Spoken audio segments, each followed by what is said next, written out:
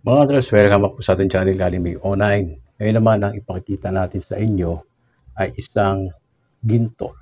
Yes po mga bro, no? Gold coin po ito. No?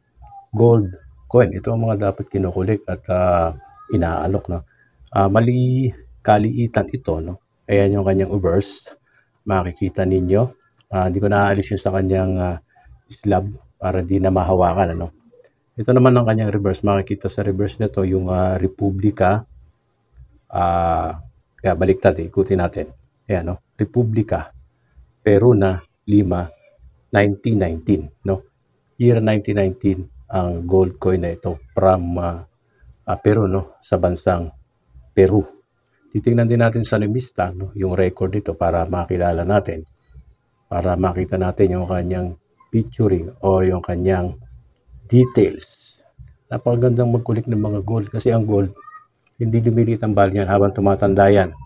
Lumalaki ang value. Yan, no? Tandaan ninyo yan. Ayan. Yung record sa limista. Tignan ninyo, ha? Makikita natin dito, ayan, yung kanyang composition. Yung year muna, no? Andyan.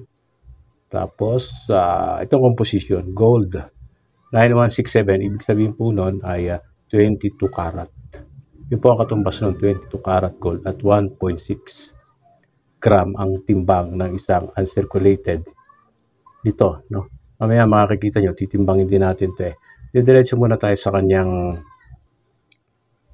yung taon, hanapin natin dito. Andyan yung record niya So ito siya, no, year 1919. Ayan mga bro, ito yung hawak natin, yung mismong barya, no, 7% at sa uncirculated condition, 12,000 ang value.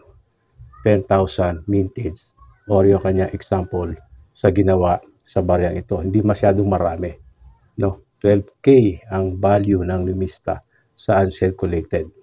Medyo hindi pa nga updated ang value nito. Pwede nga mas mataas pa sa 12,000 kapag uncirculated. Medyo delay kasi ang update dito sa limista, no? Konti lang naman. Yan, no? Binibigay ko lang sa yung info. Ayan, 1.6 gram. Tinimbang ko na yan kasi mga hunters. Husto sa timbang kaya masasabing uncirculated ang isang ito. Ay siya hindi man ito graded, makikita nyo naman yung timbang.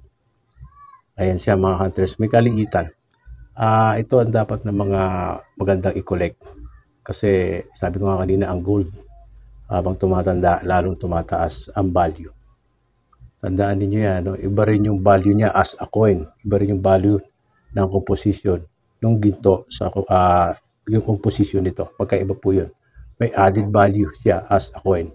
Ganun po yan mga hunters. No? So tama lang na pwedeng 12K pataas ang value sa uncirculated condition ng gintong baryang ito. Ayan mga bro, mag-iwan kayo ng comment dito mga hunters at pa-share ang ating mga video para makita ng mga gustong matuto kung paano tumingin ng mga value, ng mga uri ng barya. Ayan, so maraming salamat sa inyo. Keep hunting lang, keep learning. Huwag kayong manunood sa mga bogus coin vlogger. Marami ngayon. So ingat. God bless.